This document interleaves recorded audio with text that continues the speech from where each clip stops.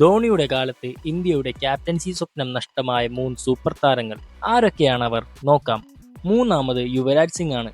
2007 T20 ലോകകപ്പിലും 2011 ലോകകപ്പിലും ഇന്ത്യയുടെ ഏറ്റവും വലിയ മാച്ച് വിന്നർമാരിൽ ഒരാൾ. രണ്ടാമത്തെ പേര് ഗൗതം ഗംഭീർ. കൊൽക്കത്ത നൈറ്റ് റൈഡേഴ്സിനെ 2 IPL കിരീടങ്ങളിലേക്ക് നയിച്ച നായകൻ. ഇന്ത്യക്കായി കുറച്ചു മത്സരങ്ങളിൽ ക്യാപ്റ്റനുമായിട്ടുണ്ട്.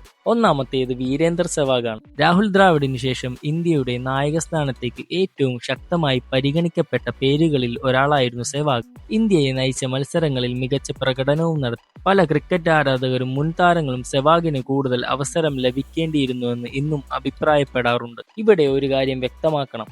ഈ താരങ്ങൾ ക്യാപ്റ്റൻ ആകാതിരുന്നത് ധോണി മാത്രം കാരണമാണെന്ന് പറയാനാവില്ല. ടീമിന്റെ സാഹചര്യം, തെരഞ്ഞെടുപ്പുകൾ, ഫോം, പരിക്കുകൾ തുടങ്ങി പല ഘട്ടങ്ങളും അതിൽ പങ്കുവഹിച്ചു.